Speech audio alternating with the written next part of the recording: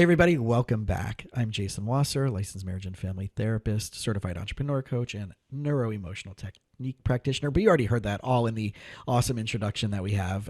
This week, I have a really awesome powerhouse guest, which hopefully everybody's getting used to at this point. I'm only trying to get in front of the most inspiring and awesome people just to bring you as much value as possible. And I even hate using that word value because I think it's like one of the between pivot and value. I think those have become the two most overused words in the last year, especially as we're in this pandemic. But today's guest is cancer survivor, recovery coach, believing that vulnerability is your greatest strength, and he helps cancer patients go from stranded to strong. He's also the founder and trainer at Pressure Fitness, all the way up from New York. Got Beau Whitman hanging out with us today. What's up, brother? Not much, man. Thank you so much for having me. I'm really excited to just be on another podcast, be another great influence to just, open up, talk about everything. Yeah. So So we connected in Clubhouse. yeah, we Right. did, man. So Yeah. so like we're making things happen that right the whole pandemic related. How do we connect with people? Right. I've been on Zoom. I closed my private practice in person mid March. I made an over the weekend decision. I was hosting a young professionals retreat with a buddy of mine, Pablo, who also has his own podcast called Chief Executive Connector. And that weekend, I pulled the plug, and I'm like, I got to move online. And the whole thing was, I'm not going to tell my clients that they have an option. I'm just saying Yep. on Monday, our session is now on Zoom, right? And it's been now almost a year. And how do we keep connections up? How do we keep relationships up? And one of the beautiful things about this pandemic is people have been finding a way to put their health first. And you're in the personal training world, you're in the fitness world, very much like, right, we're both in the health world. So I would love to, as we talk, I mean, there's such an incredible backstory that you have. So we can go either way. Where do you want to start? Do you want to talk about like from pandemic, pre-pandemic, post-pandemic stuff first, which I think is also relevant to how you got into all this stuff? And so I'm going to leave it up to you to just like, go where you want to go, start with you want to start, and we'll Yeah. freeform it as we I go. think, I think it's better to start in the beginning, like so Sure. everyone can kind of understand where I came from. Because if I just jump into where I am now, they're going to be like, "We don't believe this is the type of person you are," Right. because it's a building block. Like you For have to, sure. I wasn't like this person 3 years ago.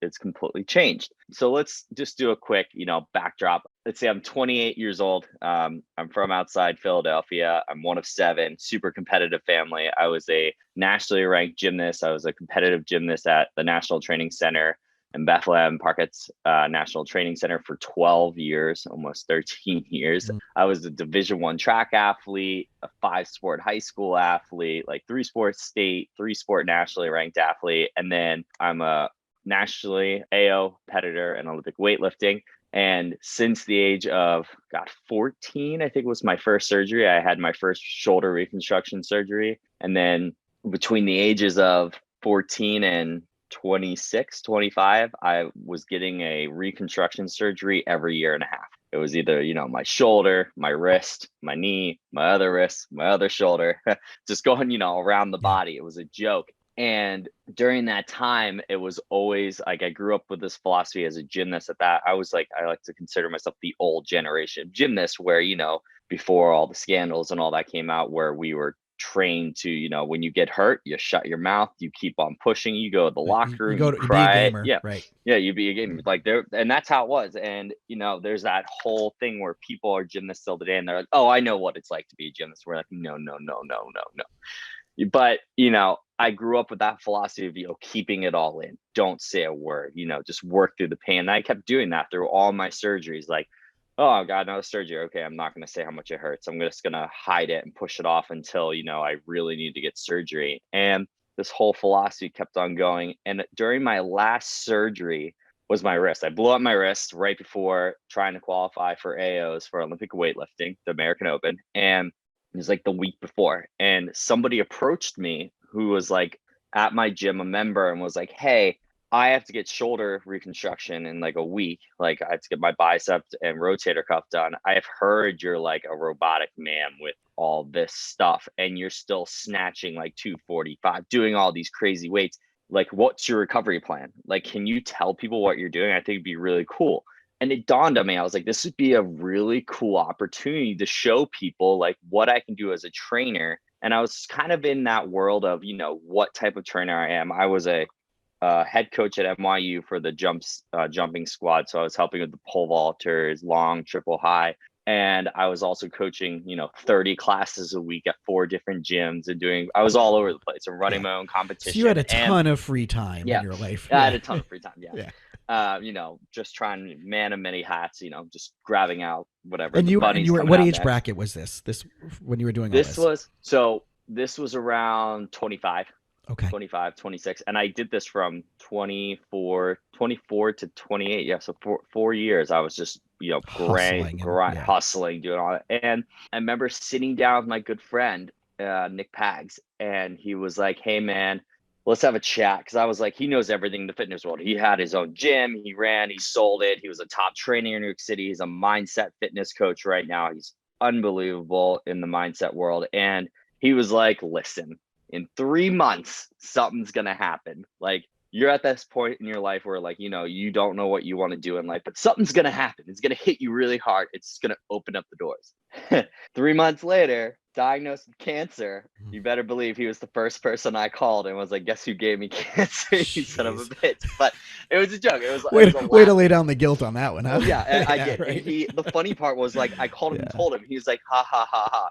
Ended the call. 5 minutes later, I get a call back and he's like, wait a minute, it's like 2 o'clock in the morning. Like, are you serious? Are you drunk right now? I'm like, we can talk in the morning. Right. But before all that, like, my whole entire belief with fitness was this whole thing about foundation training, gymnastics, strength training, and building your foundation of your body before you go to the next extremes. And that was what I focused on. I worked with recovering athletes that were like nationally ranked, high schoolers or college athletes. I worked with some professionals as well in the past, getting their body back in shape after an injury. Instead of doing the physical therapy route, we did some physical therapy. Then we worked on the correct, explosive training they needed, stabilization training they needed to get to that next step. And it was going really well, but it's a small niche, small market, but I wanted to do something more and help people more. And during that time, I started going through all my surgeries, being like, this helped me the most during my shoulder reconstruction. This helped me the most during my knee, my wrist, everything. People really started to like it. And I started opening up more and more and more about it. And I went through this whole psychological battle, kind of depression, but more guilt, the depression of I was broken, because every year and a half there was that, injury. And I was getting to that, year and a half year point where I always went through. I was like, God, okay, what do I have? Okay, I have a competition coming up. My week's not that heavy. It's really light. This is going to be good. Like, I'm actually going to finally be able to qualify and go to AO. I was like, this is great. And I was at a meet with my coach, and we were at Brooklyn Barbell outside in Williamsburg. And I remember it was like my second clean. How, if no one knows what Olympic weightlifting is, you have 3 cleans, 3 snatches, attempts, and then your best weight total for both of them is your actual score, and it's by weight class. I had a chance to go to AOs and then AO finals, so I dropped like 10 pounds over 4 months. Like, and I did it right. 4 months, like, to drop 10 pounds, it was pretty good. I was able to lift the same weight. I felt great. I was in the best shape of my life. And I remember catching this clean, and on my second attempt, it was like 280 or something, 290, and I felt like God smite me with a lightning bolt. I thought I either broke my back or I bulged the disc or something happened. And I remember looking at my coach. I was like, I'm not lifting a third lift. I was like, something's wrong. My back was immediately locked up. And I remember laying there. My strength and conditioning coach from my NYU came, and she was like, something's wrong with your back. Like, can you walk? I'm like, I can walk. I'm just in pain. I don't know. Like, my threshold is high, but this is a whole new level. I was like, something's definitely wrong. I remember calling my parents and being like, well, we got to schedule another doctor's appointment. So we did. We went, and I also had like a bruise on my neck because I caught a clean earlier that week. And when I lost all the weight, like, I lost, like, my traps, like, everything was so skinny. I thought I hit my collarbone, and my collarbone was swollen. So I figured, I was like, oh, it's just bruise. It's fine. And like 3 days later is when my doctor's appointment was. Well, I woke up the next morning, I couldn't walk. Like, I had to coach also at 5 a.m. So at 4 a.m., I went to step out of my bed. I was in so much pain. I remember like downing like 5 pills of Advil and going into the gym, coaching. And I sat at the front of the room, and it was the first time I wasn't like crying, but like the morning crew was like, something's wrong. I sat there and was like, hey guys, I think I might have a bulge disc. I don't know what's going on. If you see me crying, it's because of how much pain I am, but I didn't want to cancel on you guys because it was last minute. So I will be sitting right here in the center of the room. Here's the workout today. And I called like the guys that I know that are like, have been in the gym for years. I could trust. I was like, they're going to be demoing the movements today. Like it was a normal crew. There was no one Sure. new, which is great. So it was weird because then I coached 5, 6, 7, and 8 o'clock. And I remember the owner coming down after being like, we got some calls that like you are not in a good place. And I was like, yeah, no. And it was great. Like the community was really like nice about it. Yeah. It was the first time they were like, okay, this is weird. Like we know you're this strong, like funny guy in the morning, and now you're just like quiet. You look like you're in pain. And I remember going to the doctors like 2 days later. It was like 6 o'clock at night, and we had to go to the ER to get scans done and all that thing. Next, it's 1 o'clock in the morning, and we're at this ER, and we know some of the nursing staffs that were there. Both my parents are in healthcare, and it was like a scene from a movie. Mm. Like I remember sitting on the bed. It's 1 o'clock in the morning, and I see this nurse come by who was helping us all night long. She's like crying, and I get up. I'm like, God damn it! I was like, something's definitely wrong. I was like, Mom, get up. It's bad. She was like, Don't say that. We don't know what's gonna happen. The doctor comes around. He just looks like pale white sheet, and he goes, Just got off the phone with the oncologist. You have stage 4 non-Hodgkin's lymphoma. You probably have a year and a half to live, and they probably won't treat you. And like that was like the first thing it said. And Mm. immediately I just laughed. I looked at my mom and I was like, yep, right on cue. Like a year and a half. And I laughed. I was like, all right. And I looked at the doctor. I was like, okay, well, the Asplin Cancer Center is down the street. Like it's 1 o'clock in the morning. Am I being checked in, or am I being admitted here, or am I going home? It's like, what's the deal? And he looked at me and he was like, you're being way too optimistic right now. Like I just told you, you have stage 4 non-Hodgkin's lymphoma. Like, and I sat there, I was like, so I'm like, but what's next? Because that's how my brain Yeah. was taught. Like, and it wasn't like this whole like I was gonna die thing. It was more like I was more worried about, well, I have a competition that I'm running in a week and a half. I have 4 events this week. I have this, and this. I was like, what's new? I was like, it's So always you're been that looking as next like, what thing. do I have to do to train for this competition? Yeah, exactly. Yeah. Yeah, it's like, what's gonna happen next? And I remember my mom, because a lot of people are like, oh, dude, like you're just in shock. And I was like, probably that makes Mm-hmm. sense. And then I remember my mom being like, yeah, okay, like we're in the ER. Let me go look at the scans myself. And it wasn't until I saw her go look at the scans, you could just see her go from like, this isn't real to just sheet white, where I was like, okay, this is definitely real. This is like, I got a year and a half. And I remember he was like, oh, we're not going to admit you. Like, you have to go to the cancer center tomorrow. And I remember getting in the car and being like, Mom, couple things. I'm going back to the city this weekend to finish all my stuff. Like, I have to. I'm the director of this 2,500 competition that's in a week and a half. I was like, I'm also running these events. I have to be back. I was like, 2, this isn't real until my head is shaved and I have an IV in my arm. I was like, and 3, what are we telling the fam? I was Mm-hmm. like, that's the big thing. Like, there's 7 of us. What's going to happen? Because I'm going to tell you right now, everyone's going to drop everything they're doing and stay home. Like my little brother immediately walked up to me and was like, I'm calling my school tomorrow. I'm taking a semester off and staying home. I was Oh, like, wow. absolutely not. I was like, you are not doing that. Do not be stupid. You're not changing your whole life.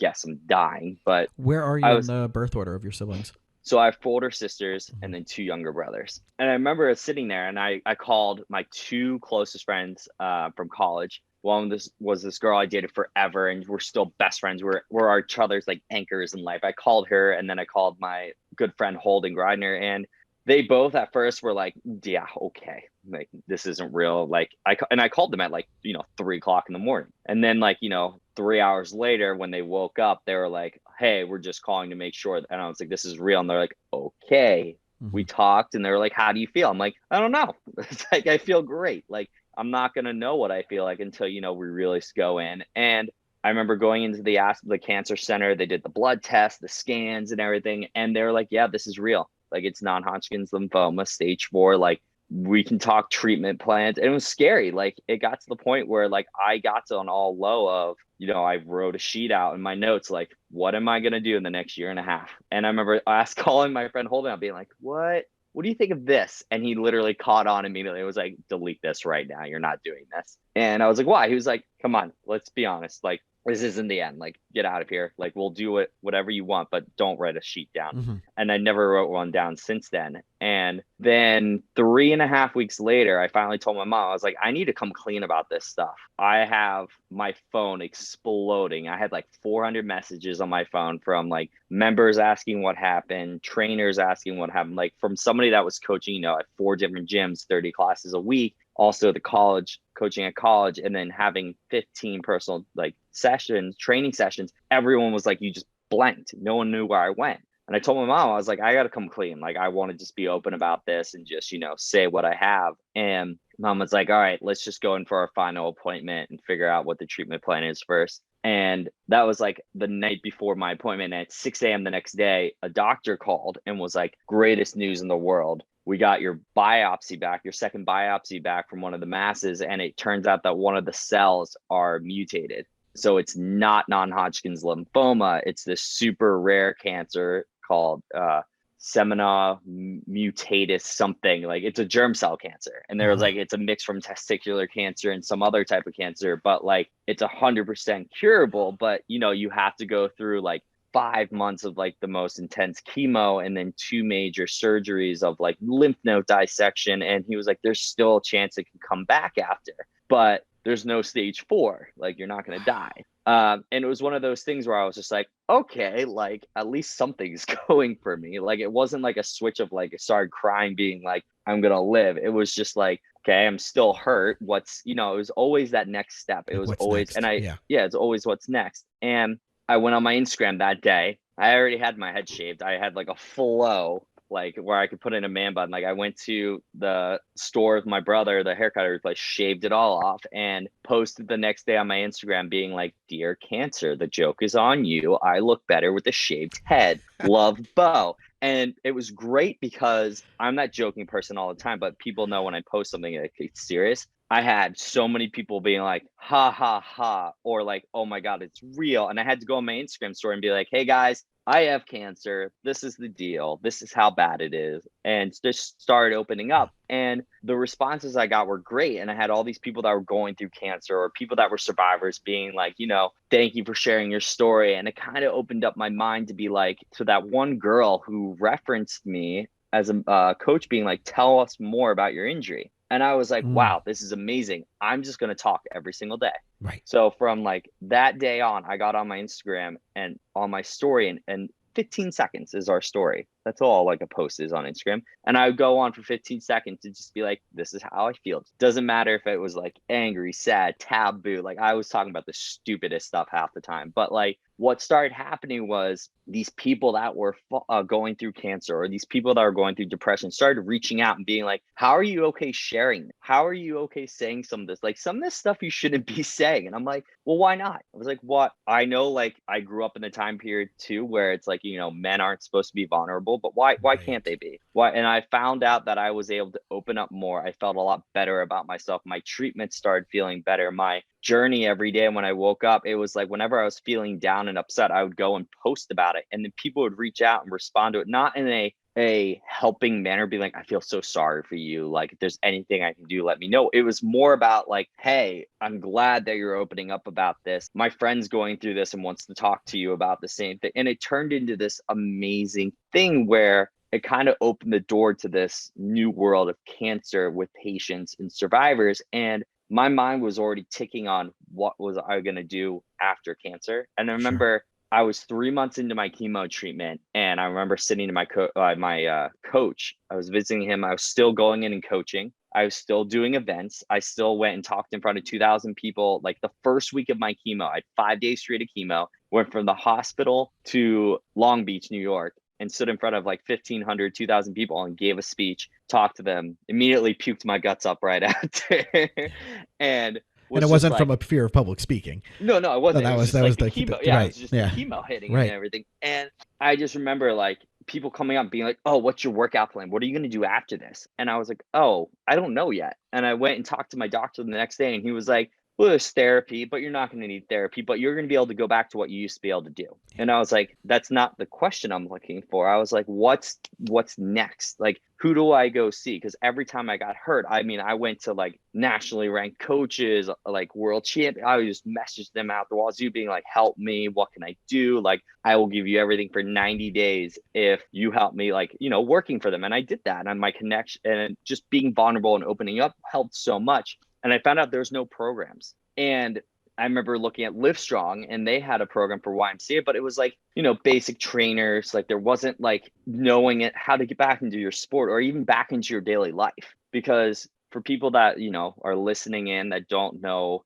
how cancer really affects you, like, your life's on hold. Like, you can't do anything. And it was for a year and a half where like all I did was sit on a couch, watch TV, or like read a book, work on my online. It's like I was doing stuff because I was pushing myself, but like, then when they're saying you're done, you're finished, you feel so isolated. You're like, how do I get back into it? Because you can't It's just a jump back reentry into it. into a whole, Yeah, yeah. it's a whole thing. And Yeah. that's where it dawned on me, because people kept reaching out being like, how are you going to train?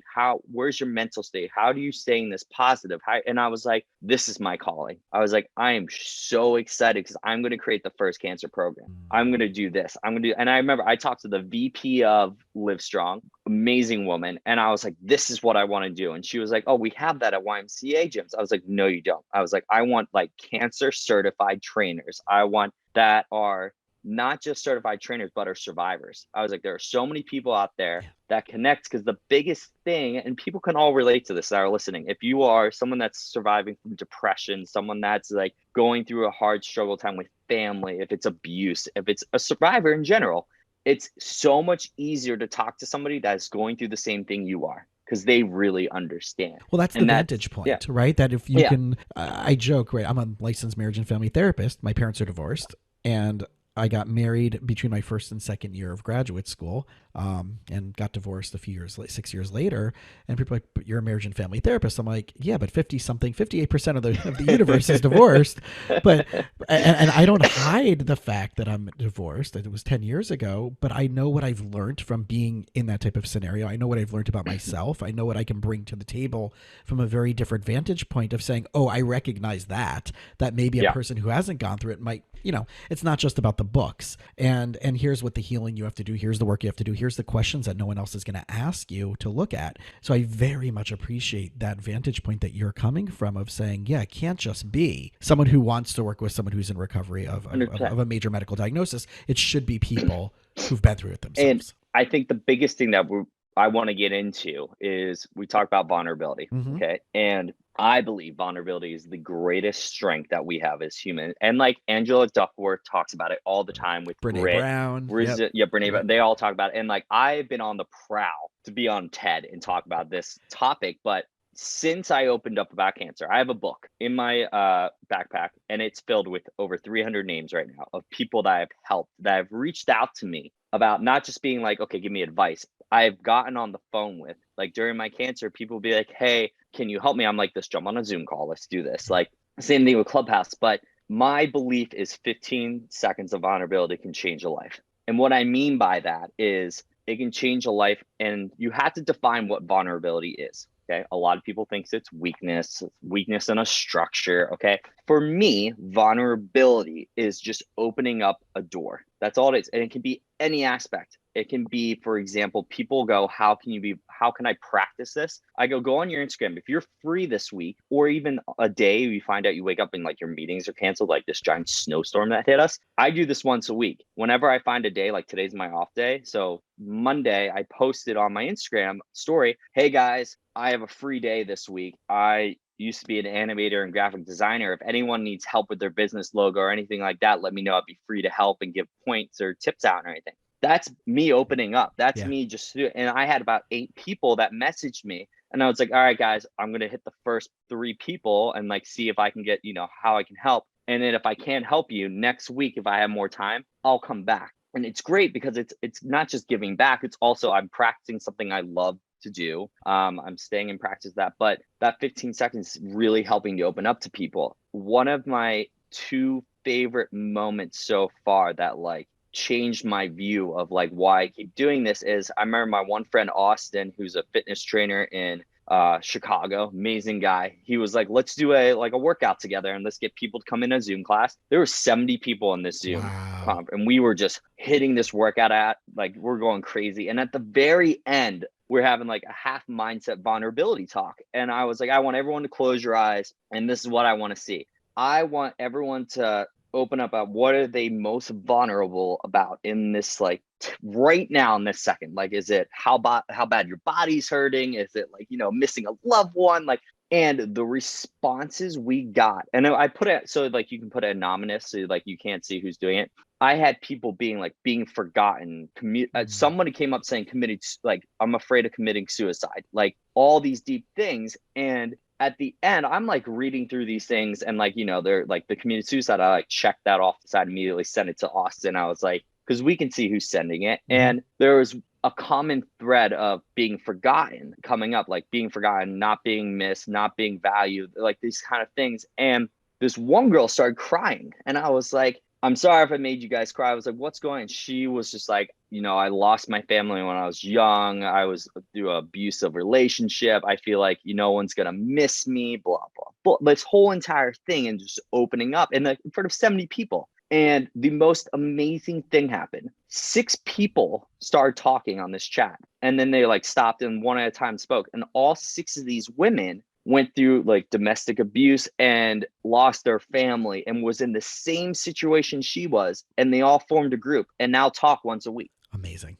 And I was just sitting there, and like the one girl reached out to me a week later, was like, you changed my life. Like these people are helping me do this, and this. And I'm on a better place now in my path. And I was like, I didn't do anything. And they were like, no, you took 15 seconds to make us do this drill. And now I'm here. That's what I tell people all the time when it's like, we're not in the 1900s anymore. We're not in 1920s where it's like rub dirt on it, do this, like preach about that vulnerability so much. And, you can get to the level where you get to where I am, where I don't care what people think, because you either are going to like me or you're going to hate me. Like I'm that 5 a.m. coach. I like to use that as an analogy where people are like, oh, I'm going to try to work out in the morning. You see this coach blaring the circle of life at 5 a.m. and you're like, I'm leaving because this kid's crazy. Like, right. I love you for it, but I hate the fact that you yeah, have to make me get up at 5 a.m. It's funny. yeah, I exactly. started during as a pandemic pivot. Started and really, no one knew what the hell was going on. I did a speed dating singles thing online on Facebook with someone's group, Yeah. and it was so not for me, that group of people. But like, I reached out to the host of it, and I said, thank you so much. I want to let you know I'm a licensed therapist and I'm doing stuff for young professionals. Would you be open if I gave a class? Which we started advertising. So that was what, April of last year. And now every single week since then, I've had a unofficial coaching call with ranging from 5 to 35 people, which is now on Tuesday nights. It's called Unfinished Business, where I either present a theme and we hash it out as a group, or someone asks a question, they get into the hot seat and we pick it apart and everybody jumps in, and I might give some, Love that. non-therapeutic. I'm not playing, therapist during Yeah. that time. I make the rules really clear. And we unpackage stuff together, and it gets really, really, really vulnerable, right? Yep. And then people are in tears and people are sharing some heavy stuff. I joke, like, if we're not crying by the end of it, we're not going deep enough, Yeah. type of thing, right? Exactly. Which I know Yep. you get.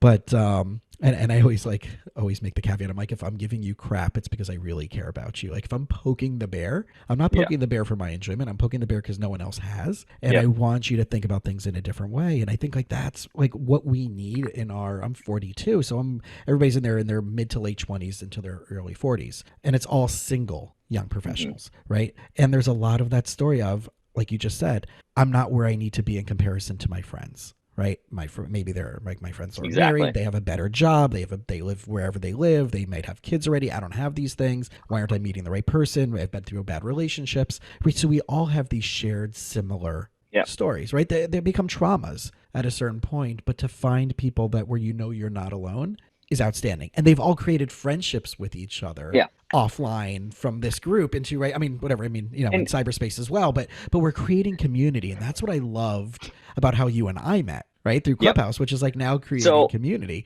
and that's the crazy part. I mean, I believe everything happens for a reason. Yep. Like if I look back of why cancer was so an easy type of thing for me. It was all my previous surgeries building up and all the recovery. But the clubhouse world, that was hilarious because I got a text from my buddy being like, yo, I need you in this call right now. I'm like, what do you mean? Because I've been in clubhouse for almost 3 months or Oh, something. wow. And I Okay. haven't been on that long. Like I've been on Yeah. and off, on and off. And he was like, I need you to come on and tell your story. And I was like, okay. So like I got on, I did it. I wasn't even looking at how many people were in the room or anything. Was that the one where And I then messaged you right after, or that was a different time? it was the one where I ended up being a moderator for. Uh-huh. And I got on and, I told my story, and then he was like, are you sure you're okay? Like texted me separately. It was like, are you okay saying this in front of this many people? I forget how many. I think there was 200 That or was a something. lot. It Yeah, that was was a it lot. was like Yeah. 200 or something people in there. And I'm like, I didn't even realize it. I was like, yeah, I don't care. Like, Because you're like walking around your apartment, just yeah. talking right. I'm right like, on. I'm just Yeah. walking around talking, like butt ass thing, doing this whole thing and Right. talking about this. And he was like, it's a lot of information to tell. I'm like, I don't care. Like, it's just opening up and talking about it. I think the one thing I want to talk about really quickly though is Sure.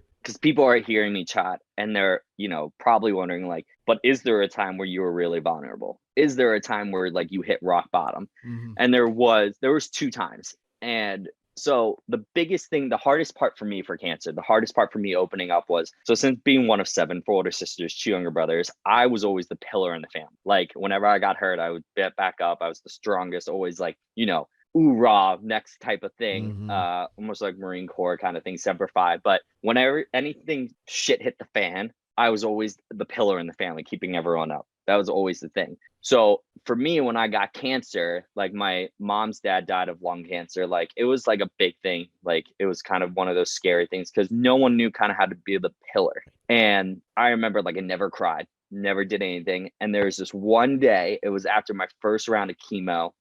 You get a booster shot, a white cell booster shot to help you like fight, keep your immune system up and everything. And they screwed up because you're not supposed to get a shot if you have a ton of surgery or like broken bones, because one Oh. of the side effects are like you get extreme like acute pain to where all those sites are. So when someone gave me the shot, I guess they weren't looking at my file and saw that I had 6 reconstructions beforehand. So the next day I woke up, I was, in that mind space of I couldn't stop shaking, even though like I would sit still and like go into like a blank zone in my mind. My body was shaking, couldn't control it. The pain was so bad. And I remember like getting over to the couch and being like at that point where I was like, I can't cry in front of my mom and my 2 sisters. I can't cry. I can't cry. I can't cry. And my mom handed me like a bowl of like oatmeal that was sitting out for a while. And I remember she like handed it to me and it was just like bowl was just shaking. And then I just fell over because I couldn't control my body. And I just bawled my eyes out. And it was like one of those things where I was just like, well, F me, like I'm finally broken down to 0. Like I don't know what's going to happen. And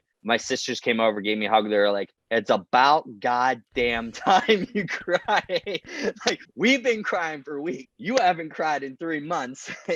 But it was one of those things. And then like I cried for like, 5 minutes and then it was like better because I was like, okay, Yeah. you guys It's like are cathartic as accepting me for, hell. yeah. Yeah. But yeah. And it was like, okay, that's great. And then the other time was after my chemo treatments were done, December 28th, and we'll never forget the day. I went in for surgery to get my abdominal, stomach, like whole area, get all the lymph node dissection. Retroperitoneal lymph node dissection is the surgery. That's what it's called. And the doctor goes, I'm going to forewarn you. He was like, this surgery is one of the 3 most painful surgeries out there, like besides amputation, all that. He was like, For you're going to get recovery. for recovery. He was like, you're going to have like 200 and something staples going up from your chest all the way down your pelvic bone. He was like, but that's not the issue. He was like, if you have someone that walks in that doesn't have, that's like, not fit, doesn't have a core, there's no muscle to cut through there. So like, it's an easier recovery for them. They're like, you're a gymnast. Yeah. You're an Olympic weightlifter. Your core is solid rock. He goes, we have to cut through all that. He goes, it's going to be very hard for you to use that again, but like because of how it contracts and everything. But he was like,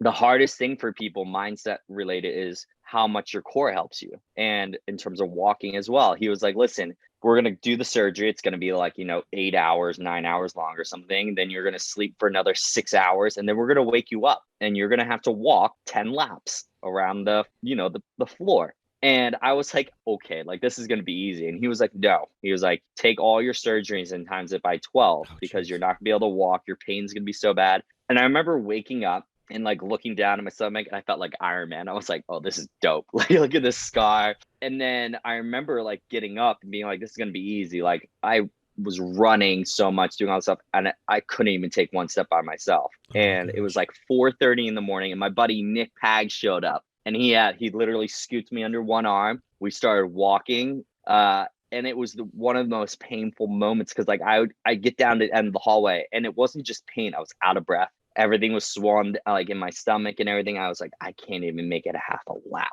and I have to do 10 laps. Took me like 6 hours or something to just make it. But like you have to walk like 14 laps a day. And like I was crying halfway Yeah. through, and Were I you hooked never up cried in to an front of. IV also, like at the Oh yeah, same I was time? hooked Yeah, up yeah, to an IV. I was doing all that yeah. painkillers, felt like it was doing nothing. But he kept saying the same thing. He was like, everything happens for a reason, man. He was like, you made it through this, you can do this. And we were making a joke, because I told him the day I was diagnosed with cancer, right before that, when we were having that meeting, I was like, hey man, I just need you to know something. If I get hurt again due to fitness, I'm done with fitness. I'm going to go back, sit at a desk and do animation work. Like, I'm done. And I remember during the walking around, I was like, well, at least I'm done with fitness. And he started laughing. He was like, bro, fitness didn't give you cancer. Suck it up. I was like, Wow.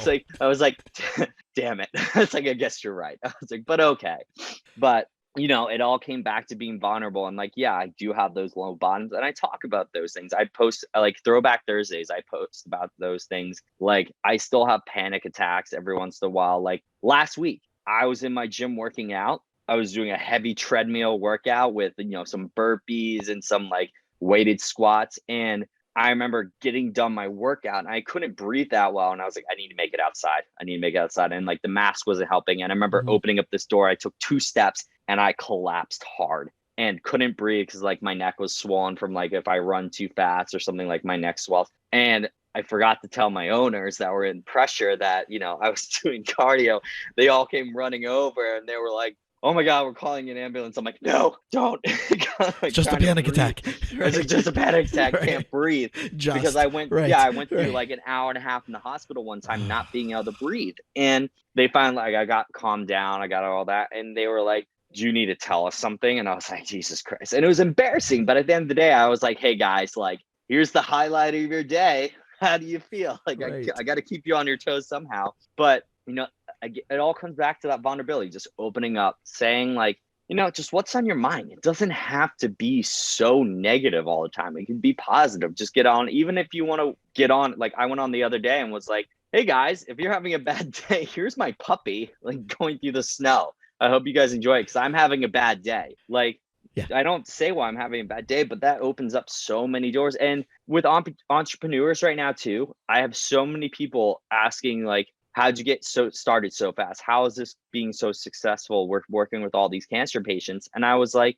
15 seconds of vulnerability. What? Mm-hmm. Okay, you have a small business. What's your issue? Oh, I'm having a lot of issue with my LCC, or I'm having a lot of issue with graphic design work. And I was like, go on your Instagram or Facebook, go to your story and go, hey guys, I'm starting a business. I'm really struggling with this. Who can help me, or Yep. who can give me advice? Yep. And like, if you do that, I guarantee you people are going to reach out, be like, hey, I have a buddy, or hey, I can probably help you out, or hey, and they'll look just to help. They're not going to be like, hey, pay me $5,000 and I'll help you. They'll look to help. They're your friends. And Exactly. it's Or they'll point you in amazing. the right direction. Or That's one they'll of the point you in things I the did. I right hosted a room direction. the other day in Clubhouse. And it was like I can't remember the exact theme it was. And I'm like, but when you're done sharing about what you're doing, feel free to make an ask of somebody, Yeah. right? And say, hey, and what are you looking for? What do you need help with? And I put it on my bio on Clubhouse, and I says, I'm looking for help with online course creation. Here's all the things I can do to help you, right? All the ways what I'm doing in my world, right? But I'm looking for help with online course creation, and I'm waiting to see like if someone goes through, they're like, oh yeah, I and I can did help get you. there. You go, right? So There there you you go, go. right? So We're going to talk after this, but for I can help you. sure, for sure. But then I love what you're saying, because it is, the crowdsourcing, the networking. Oh, yeah. One of the guests I had, Stephen Wilcox, he used to work at Oakley and all this stuff, and he Mhm. created called the Park It chair. He basically is an outdoor camping beach guy, and he's like, all the chairs that we get are crap, and you're lucky if they last you a season, right? Camping and beach, they're all poor quality, they're all uncomfortable. And he came up with a design for one of these like camping / beach chairs, and he crowdsourced it. And within like a couple days, all their money, I think it was, I don't even remember, it might not even have been a day, where all the money came in, like $50,000, whatever it was, because he crowdsourced it. And people were like, oh my God, you're going to solve a problem that we have an issue with. And I think you're touching on the point. I talk about this all the time, especially when I'm doing my entrepreneur coaching, when people are like, I want to start a business, I don't know what to do. I'm like, what are you uniquely positioned by your world of expertise of what you've went through to help other people solve a problem that no one else has solved? I love that. I had, were you on the call when the girl Simone came on? I I don't think so. I think you were. This girl, she was a fitness trainer. She came on to Clubhouse. I remember this. And she was like, I'm having so much trouble like doing what I want to do. I want to be a Nike master trainer. I was like, same here. I want to represent Nike as a cancer like Yeah. coach and trainer. And she was like, yeah, well, my superpower statement, for those of you that don't know, superpower statement, it's like that hook to get people to come in, what your business tagline is. Yeah. She was like, I train people like professional athletes, something like super generic, something like that. And I was like, it's like, tell me your background. Why are you in fitness? And like, this is in Clubhouse with like 200 people on this call. And she was like, well, fitness helped me defeat bipolarism and made me a suicide survivor. And I was like, she kept on ranting. I was like, stop. I was like, so you're a suicide survivor and bipolar depression survivor? And she was like, yeah. I'm like, there's your That's your tagline. And like, that's your yeah, niche. that's Yeah. your niche. And Right. she was like, well, yeah, I don't tell people until they ask me about it. I'm like, why? And like, I got on the phone with her after Zoom call and we started talking, and she was more open than I am about stuff. And I was like, this is who you need to be. I Yeah. was like, and we ended up making her superpower statement go from like, I help people, I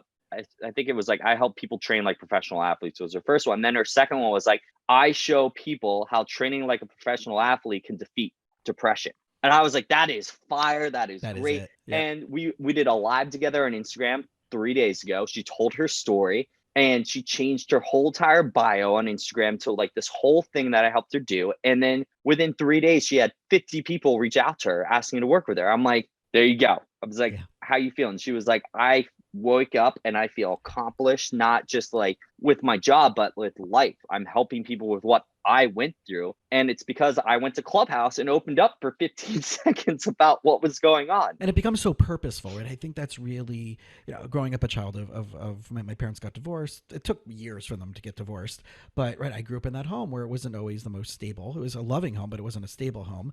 And to work with kids for many years previous to becoming a therapist. I was youth director, camp director, all that stuff.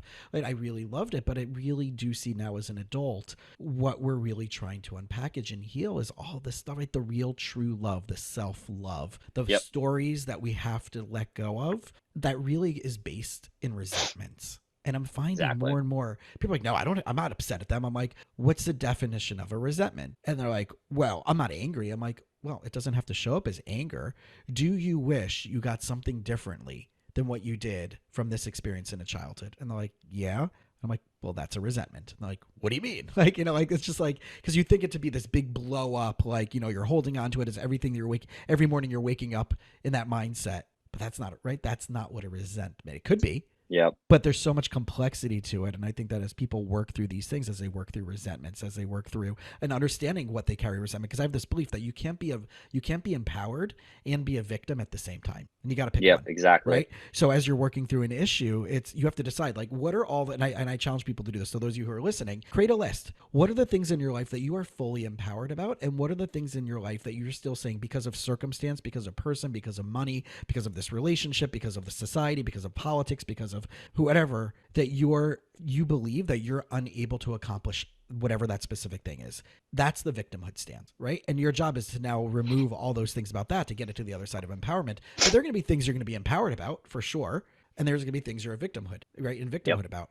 But you can't be empowered and be a victim at the same time. And our job is to move more from category victimhood to a category empowerment through the course of this lifetime. Yep. I mean, with that, like you can't be one and the other. But what I like to do is when I work with like cancer patients, for example, the first thing that like the light bulb that goes above your head that really changes people's view when I'm not dealing, sorry, that's the wrong word. When I'm working with people that are going through cancer, Mm-hmm. the first thing I tell them, I was like, how does it feel to be a survivor? And they're like, I'm not a survivor yet. I'm like, what do you have right now? And they're like, oh, I have this type of cancer. I'm like, yeah, are you living? And they're like, yeah. I'm like, you're surviving through cancer. You're a Yes. survivor. And they're like, oh, It's the languaging. so Mm-hmm. yeah. And they're like, that whole, once I say that, this like pedestal kicks cancer off, because of, like, we deemed cancer in society as such a negative thing. We're brainwashed as it. Look at every film, TV show, movie. It's Right. always about death with cancer. It's such a negative thing. And once I do that to people and kind of change their reality and the language of it, they all go immediately to, oh, I'm not the victim. Like I'm strong. Like I'm doing this. I can beat this. And it's this whole entire world of changing this concept. Same thing with vulnerability. That's what I'm trying to do right now, changing it from, instead of being this negative thing, to open up more about it. And it doesn't have to be, again, about this is what I'm going through. That really sucks. This is what's happening, or this is what's happening. Like, start small, and you'll notice the more you do it, you'll start opening up more to like your friends, your family, close ones, work buddies. And then, you'll be able to get deeper and deeper with those things. And I love that you're pinpointing on the language side of things, Yeah. because the words have power, right? As I hear James Earl Jones in my ear every time I say that phrase, but it's like the languaging that we choose to use. Like, I can tell where someone is stuck just by the words they use to describe the situation that they're going through. And many times I'll just offer a different word in exchange for one of the words they use that's a little bit more strategic or a little bit more light.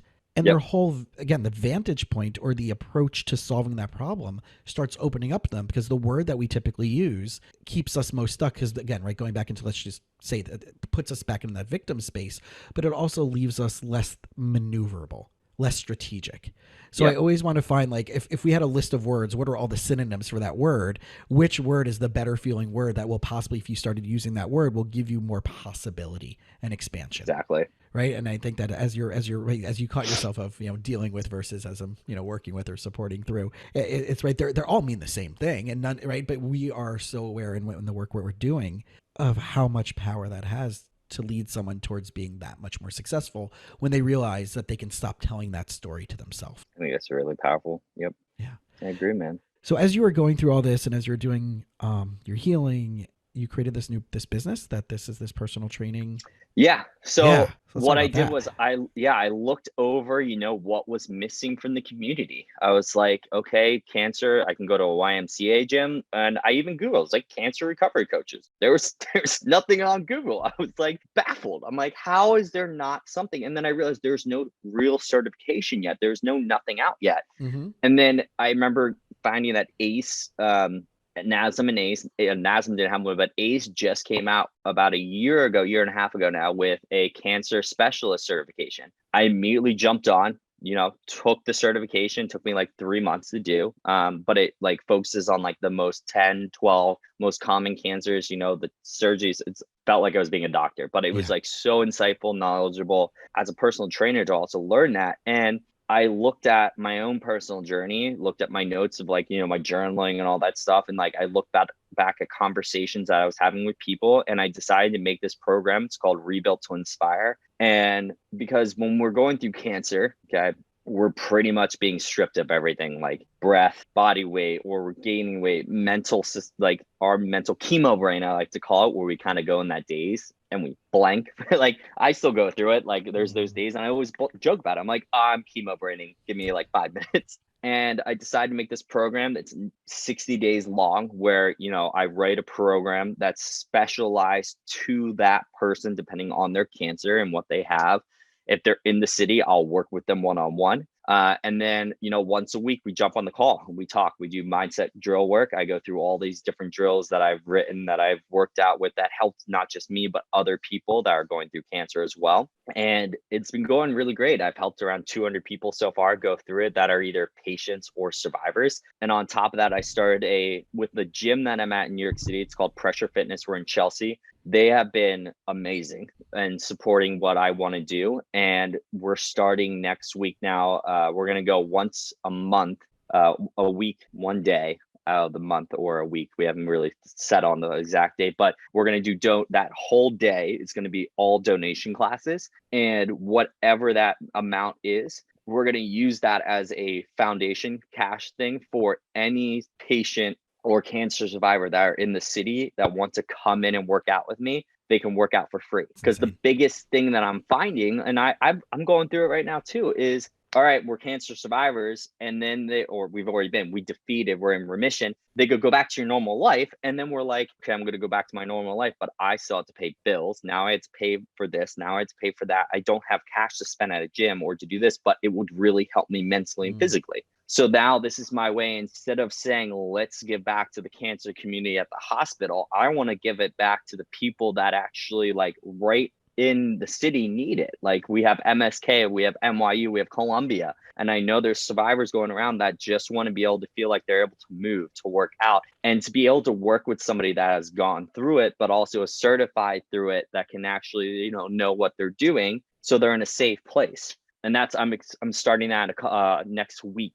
I believe it's next week when we're going to start it, or the 1st of March is going to be our official launch date. But is there going to be a link online for people who are not part of that program to just donate from outside of? Yeah. So yeah, okay. That's all going to be created. It's all going to go on my website and everything. We're going to create all that soon. But yeah, it's something that's not been done yet, and I'm really excited about it. So it's about changing the community at the end of the day. That's what I really want to do. I want to make an impact, not just because there's no one doing it, but more because there's this drop off in the cancer society where, if you think about it, it's like an uphill battle where you're at the ground floor, you get diagnosed and you have your family, your friends. You're walking up this hill, you have your doctors, you still have your family, you have your friends. And then at the top of this hill or cliff, it's like this celebration. Hey, you beat it. Oh my God, congratulations. And then there's like this sheer cliff. And at the bottom, there's you now. And it's like work, job. And everyone's kind of like gone. And that's how I felt that. It happened to me. Once I beat it, everyone was like, oh, great. Like, congratulations. It's not crisis anymore. Right. Yeah.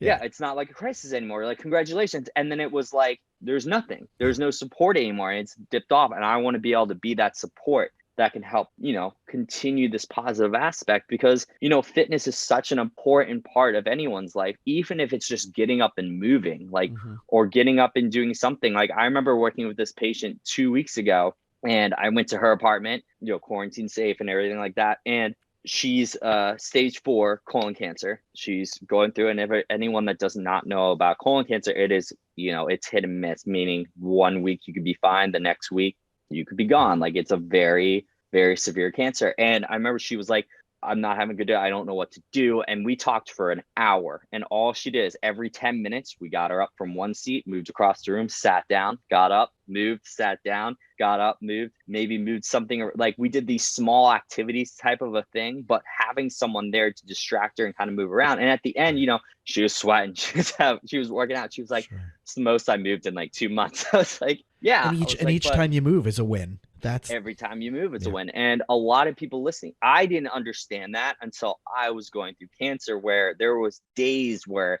I would get up, and I remember taking one step out of my bed and being like, whoa, nope. And the best way to like convey it, I feel like, is for people that are wondering, like, I want to be in your shoes, is people, when you get up in the morning, okay, let's say your foot's asleep, when you take that step and you kind of fall and you catch yourself, and you're like, whoa, like my leg's asleep. Imagine that leg, your whole body though. Like, that's the best way I think I can like describe it. Your whole body's numb, and you just don't have the energy to walk. And it's so mind boggling, because I made it my goal every day. I told my mom, it's like, I want to go outside. I want to walk. I was in the West Village in New York City with my sister, living at her place over there. And I was like, I want to walk 5 blocks. I want to walk to the river, see the river, and walk back, or Uber back 4 blocks. And I remember I was able to like do that like twice a day when I first started the chemo. And then when I got to my 3rd month of chemo, my 3rd cycle, like, I was lucky if I can make it to the front door. It was like some days were that bad, or like I would be able to make it to the water and be like, okay, I need to sit down for an hour and then walk 4 blocks back. But like, that's, the fitness stuff, like, it doesn't need to be all this. Right, strength training, lifting, strength training, yeah. And people, it's functional activities at that point. Yeah. And it depends on the type of cancer you have. I had a ton of people reach out to me being like, "Oh, I have germ cell cancer," like, and it's this rare one. Like, we have this germ cell cancer. We're lifting and ollie lifting, do all this. You could definitely do it still. And I was like, well, I have a mass around my aorta artery that if my heart rate goes above, 150 or something like that, it could pop. Like, and if it pops, you have 2 minutes to stop it or you're dead. I was like, I don't think I want to work out. It's like, I'm fine just, doing what I'm doing. And you have to be okay with that. And, coming from an athlete, like me being an athlete my whole life, that was a little hard for me to accept. But It's great. And the biggest vulnerability moment that I'm having right now personally is 3 weeks ago, I started Olympic weightlifting again. And I'm going, and like what was it? Today's Wednesday. Yesterday I had team training. And I remember picking up this barbell. I was doing some snatch work, just technical stuff, no heavy lifting at all, just like working with like 40% of like my 1 rep max. And let me tell you, 40% feels like 3,000%. And I was just sitting there, and the person next to me was this young kid, and he was 24, 25, but he's throwing around weight like it's nothing. And I was like, I remember when I could do that. And I was like Uh, sitting there, and I had this realization because they have a meet that's coming up in like 5 weeks, and everyone's exciting for it. And I'm sitting there, I'm like, out of nowhere, I don't know why my mind clicked. I was like, I'm happy where I am. Like, I'm working technically, I'm working my foundation. Like, I can't wait for the day where I feel back to normal with my snatches or back to normal what I'm doing.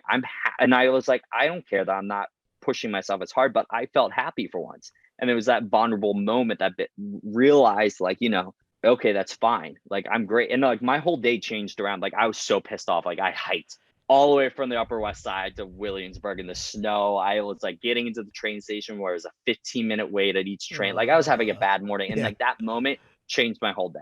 And it's just those little moments to look out for. Like, even right now, you guys might be listening to this and you might be walking somewhere or doing something. Take a minute and like, be vulnerable with yourself. Like, what's that one thing that's making you pissed off today, and put it to the side. Like, maybe you're late for work, or maybe you woke up the wrong side of the bed. Well, take a step to your left, wake up on the right side of the bed. Like, don't let the rest of the day, Right, throw you off. throw Right, you off. there used to be the Folgers coffee for that. I don't even know if they even exist anymore, right? But their tagline that I have it. oh, you do really? I'm drinking it right now. Oh, okay, that's awesome. I'm like, I haven't seen a Folgers can in God knows how many years. So, but what's their tagline, right? What was their marketing thing? Do you remember this? The best part of um, waking up is is something in your cup. right, it's Folgers in your Folgers in cup, your right? cup, Yeah, right? Folgers in your And I cup. remember one of my mentors Mhm. years ago saying, "No, the best part of waking up is that you actually woke up." Yep. Right, and that's how misaligned we are with realizing how much gratitude we should have for. It's like, I got to get up to have my coffee. Like, no, you should get up because thank God you woke up. Right, Yep. and it's the simplicity in that. And I want to round it out with one more question, because I'm a big fan of leveraging, realizing how much we're trying to do by ourselves, and in order to reach our goals, we need to have our dream team. Right, you had the people who supported you going through everything. You had the doctors, you Oh had your yeah. friends, you had all that stuff. And I even, when it comes to personal health goals, we're going to put all the cancer aside and all that other stuff. But just when it comes to personal training, to working out, right? We have the people that are going to the gym. They might go for their walks. They might go for their runs. They might eat okay, but they're just not hitting their goals. When it comes to hiring a trainer, how can we get someone who's been stuck, not either thinking A, I don't need a trainer, or B, I can't afford a trainer? How do we refute or debunk that mindset in order for to get someone to go all in on, if your health goal is really X, Y, and Z, you really do need a trainer, because you need to leverage out someone who's an expert in that versus you trying to Yep. half-ass it. So I what would I you I what love so that. yeah, break that down for us. Love this question. Breaking it down. So let's start with the trainer first. Mm-hmm. Let's ignore money. Let's talk about what your goals are first. Your greatest asset right now is media, social media. Okay. And you have to first identify really what your goal is. And when I'm working with clients, like, I work with people that aren't cancer patients or people Mm-hmm. recovering. Like, I work with all sorts of training. Like, I'm a strength conditioning coach. That is like my main bread and butter.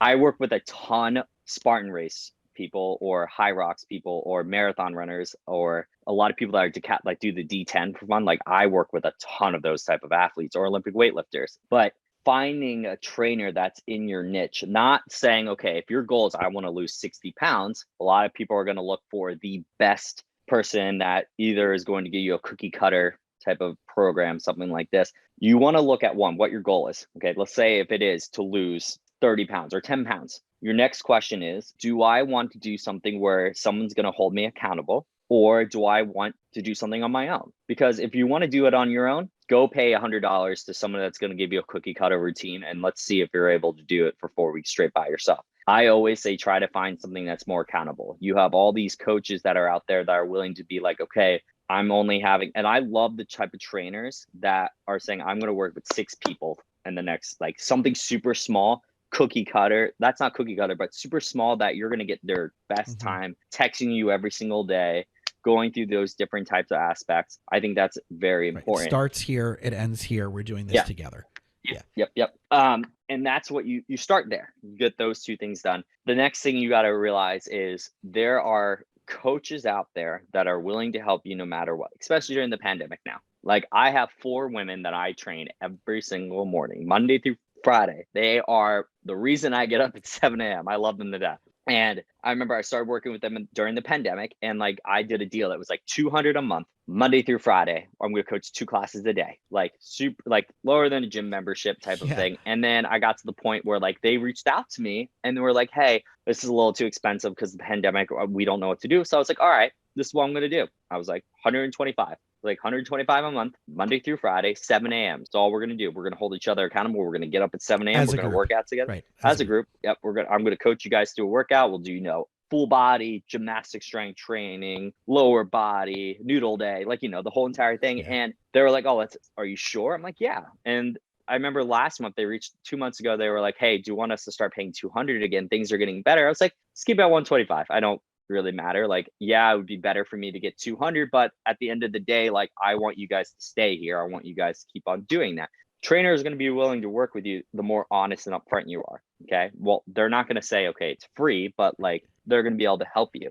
And I think at the end of the day, when people are looking for a trainer, it all comes down to looking for the niche that they're in. I think it's very important to find a trainer that's not just been in the industry for so many years, but more about the experience they've been through. What I mean by that is, and I guess I can get in trouble for saying this, but like, I don't believe in like the NASM ACE certification stuff. I postponed mine for so long because I started training people when I was 16 years old.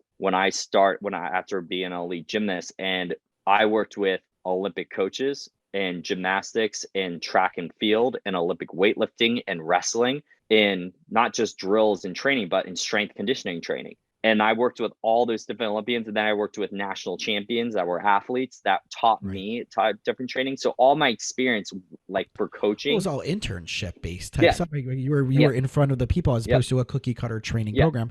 Well, that's my issue with, like last night, it took me all my force. I literally had it sitting on my computer as a whole thing because I was on Instagram and someone was talking like, oh, and I hired a coach, this 21-year-old person, whatever. And I hired a coach and it was better than all the therapy I ever had because they talked about my future, not my past. And I'm like, you just had a shitty therapist previously. Like this, this idea of like someone wants to become a coach because they think it only talks about the future. It doesn't talk about fast. We don't talk about emotions. We talk about goals. We hold you accountable. Therapists don't. Like, that's all nonsense in the therapeutic coaching world, right? Of people who are like, they don't want to get a master's degree. They don't want to do clinical hours. They don't want to do supervision hours. They don't want to do real training. And they're like half-assing their way. And there are some amazing coaches, and I'm friends with some amazing coaches, but they know their little box and they know their wheelhouse and they know, as opposed to coaches that are doing therapy and calling it coaching. Exactly. Right? And the great part about it is, though, with the coaches, if let's say, okay, if there's this, you're looking to hire a coach, if it's a business coach, if it's something like this, reach out to some of your friends that might be in that world and ask them before you like go and Google different things. You'd be surprised you could find, like, for instance, I coached in the city for 6 years before cancer, and I get a message from trainers all the time that are like, hey, we have somebody that wants to learn how to handstand or do strength training in gymnastics. Can you take them? Because we know you're the expert in the city. Right. That's your wheelhouse. Right. That's my wheelhouse. And like, it's a small community. Like, we have a WhatsApp app, and they're all like, we all reference each other for different things. So all these different things, which is great. But you'd be surprised, like, the people that you find that are just within your inner circle that don't talk about it a lot, but are amazing business coaches, or someone that can really easily train you. That's why, like, if I look at my schedule, like this week, like, I'm training someone for a Spartan race. I'm working with a cancer patient. I'm doing handstand training today, like this afternoon, with somebody that I'm teaching. And then I have Olympic weightlifting that I'm teaching someone later in the day. Then I'm teaching my own classes as well. Like, it really depends on what, the trainer, what you're Well, really it's looking proven for what you're is. saying. It sounds to me like it's that person that you want to partner with has to have proven success and Yeah. track record in that specific niche. And that's where I'm okay. Like if someone's right in the general, because you know this, right? In that coaching world, from the therapy world, anybody can wake up tomorrow morning and proclaim themselves a coach. You can go to the bathroom, wipe your ass, and all of a sudden you're right. You're an ass wiping coach, right? So there's no regulation. There's all these big, Yeah. like you have your certifications in the training world. There's these like coaching federations, whatever it is, but they're self-certifying. It's like Yep. USDA organics. Like you go to Whole Foods and you get the broccoli and it's organic from China. Like Yeah. And so I think the other thing you have to separate too is you have to define what success is. And yes. you have to remember with a coach, it's not success in money, but it's a success in the businesses that come out. For like a business coach, for example, like the one thing I don't like about Clubhouse is there are so many people on there saying like they'll put like, oh, I've helped thousands of people. I created six-figure businesses. Mm-hmm. And I remember hearing this one woman talk, and I went on, looked at her profile, looked up her Instagram, looked up a company, and I was like, you haven't even made like 100,000. Like I'm looking up your Yeah. company's worth and looking up Yeah. this. I was like, why are we blank lying about all this stuff? Like, I know you're probably just But trying to that's the promote, sifting and sorting through but social yeah, media, and people are going to yeah, see that, right? My buddy who really he created from nothing. He was in jail a bunch of times. He's killing it in the podcast community. Zach Babcock, he was on an earlier episode, but he's like, dude, like you can't fake the Lambo on Clubhouse, yeah, right? And yeah, I think that's what, and I see all those profiles on Instagram and social media and all this stuff like that, and it's like it's rough, right? Because I'm working with businesses, I'm working with family businesses, but I'm coming as a family therapist, right? But everything is a system, everything's relational dynamics, and it's like, but you're right, I'm running a decent business, and whatever it is, I'm not working, I don't have $1 million business. I'm working with $1 million business owners because as a family therapist, the systemic dynamic is the same no matter the setting for me, right? So I'm just taking this philosophy and applying it to that same system. I don't care what their profit margin. I mean, I can help them with their profit margin because I'm going to diminish stressors, but you have to, right? You're saying like people have to find those that are experts in that specific niche in the area that you want to solve a problem with. And I exactly. know what like even with my clients, someone's like, well, I like you mentioned bipolar before. I don't work with that niche. And if someone says like, I had a client call me straight up hot lead, right? Someone referred them to me from a friend of a friend, and they're like, I absolutely am ready to plunk down my money to work with you. And I'm like, I don't work with, right? Unfortunately, that's not my niche. It's not my specialty. I'm not good at it. I Yeah. can't take your money. I don't want to take your money. I'm not going to be a good therapist for you. That's the type of people you want to look for out there. For those of you who are listening, you want someone who knows where they end and where their expertise, right? What's their niche? What's their wheelhouse? What they won't take on. And ask that question: who and what won't you work with? Yeah, that really defines, like, for instance, like the only type of people I won't train, I guess you can say, are like if someone comes to me and they're like, I want to lose like, 30 pounds, I'll be like, listen, I can train you in that, but it's not my specialty. Mm-hmm. I can give you the cookie cutter like Right. thing if you want. And if you like how, because I have two people that are like that work with me. The only reason they want to work with me is because they love how I train them. They love my personality. And You have a that's like, personal connection with them. Yeah. yeah. And Yeah. they were like, this is why we come in. Like, we know we could be going to like this other coach that could be really like, they're still getting results. They're Mm-hmm. not, it's not like they're not, but it's not my type of training. Like, if you want some strength training or recovery training, that's my field. Like, like I said, I'm working with a ton of people that are coming back from injuries or cancer or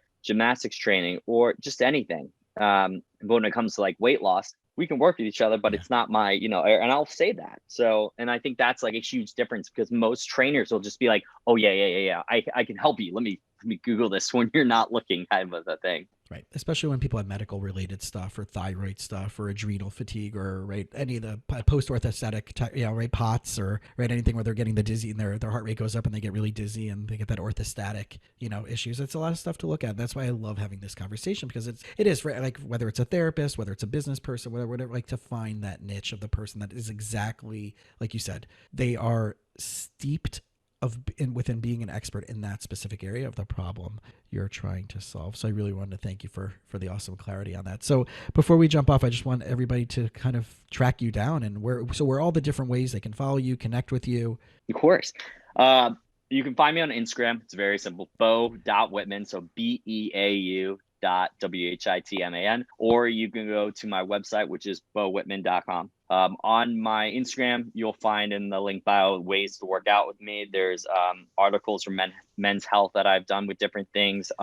Also, Authority Magazine talking about my company a little bit more. If you know anyone in the cancer world that just wants either, mindset work or fitness work, reach out to me. On my website, there's more about the program, more about what we're doing at Pressure Fitness.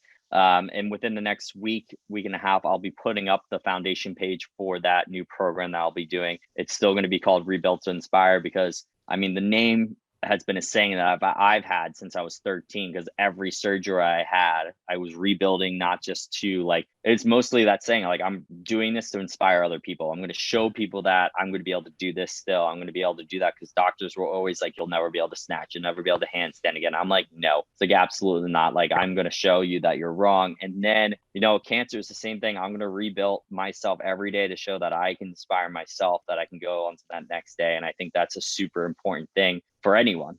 So that's where you can find me, guys. Love it. Love it. So yeah, everybody out there, please do both of us a favor. Connect with him, follow him, listen to all the good stuff that he's putting out. Right. Also on Clubhouse, same name on Clubhouse. Yep. Same name. Yeah, keep it simple. Go. Right. Those of you the Apple users that are on iPhone. Now the Androids, everybody who's been all the Android users are always knock iPhones and Apple products. Ha ha ha. Right. Because you guys aren't on Clubhouse yet. But for everybody else, if you have gotten value out of this, or you think there's someone who would benefit from this episode and any of the other episodes that we put out, please send it off to someone. Please forward this off to one person. That's all we ask. Right. I don't really do any sponsorships, but we would love to have a starred and written rating specifically on iTunes. That's where we can help get these episodes out in front of more people, and all of the amazing guests who have been gracious enough to spend time with me and with you to share their story, their experience, their wisdom to make life much more successful. So Beau, my man, thank you. Thank you, man. It's been a pleasure coming on here and talking. Looking forward to continuing.